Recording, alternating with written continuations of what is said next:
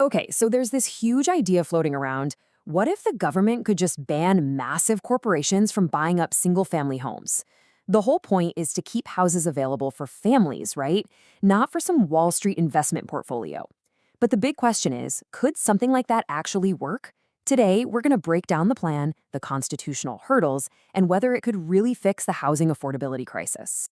So, at the very heart of this is a pretty straightforward promise, a direct plan to stop these large institutional investors dead in their tracks. And you can see why that message connects with people. I mean, if you've been trying to buy a house, the idea of leveling the playing field sounds pretty good. And that brings us to the central question, doesn't it? It's one thing to make a big promise, but it is a completely different thing to actually make it a reality. Can a president really pull off such a sweeping ban all on their own? This is where political ambition meets some hard legal facts. The first major hurdle is the U.S. Constitution itself. Yeah, it sets up some pretty significant roadblocks, because the president's power, especially when you're talking about private property and commerce, is just not absolute. So what are we even talking about when we say executive power? Well, it's the president's authority to manage the federal government. But, and this is the crucial part, that authority has really clear boundaries, especially when it starts bumping up against the rights of private citizens and the basic rules of a free market. Think of presidential power as having two different levels. On one side, you have executive actions. They're powerful, for sure, but they have a limited scope. A president can use them to, nudge the system, like changing the rules for federally backed loans. But for a huge nationwide ban on private sales, for that you need the really broad scope of a full-blown law passed by Congress. So why exactly is Congress so necessary here?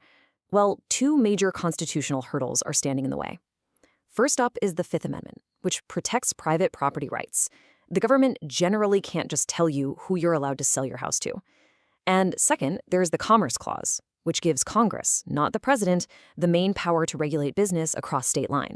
And here's a really key detail. Even the people behind the plan know this. The official announcements don't just talk about executive action. They specifically call on Congress to pass a new law. That's basically an admission that to make a ban like this actually stick and survive court challenges, you've got to have legislation. Okay, so if a complete ban is off the table without Congress, what can be done right now?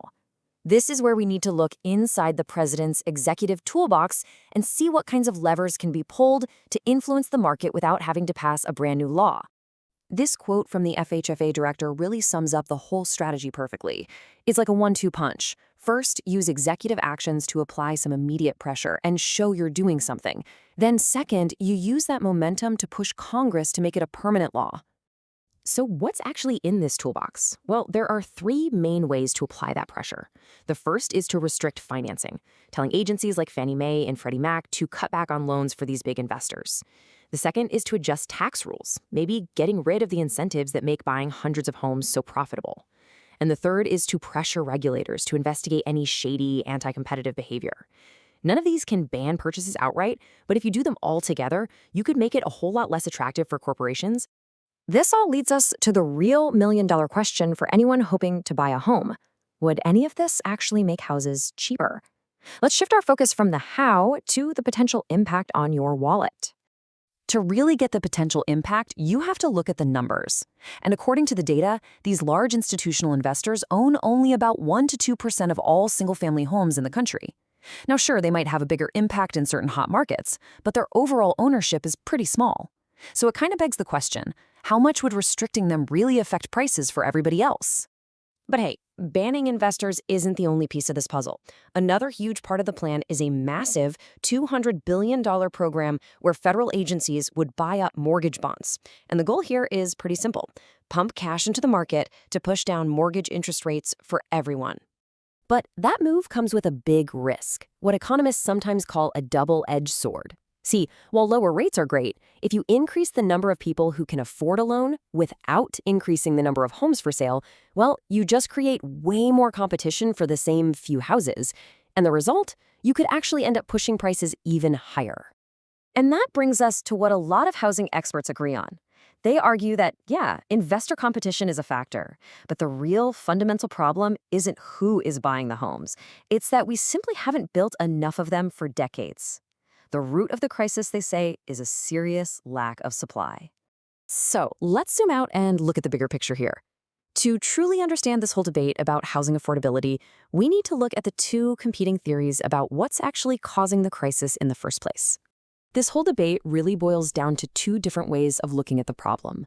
The first is what we'll call a demand-side view. That's what the investor ban is all about. It assumes the problem is too much competition, so the solution is to limit who can buy. The other viewpoint is the supply side. It argues the core problem is just a flat-out lack of houses, so the only real, long-term solution is to build, build, build.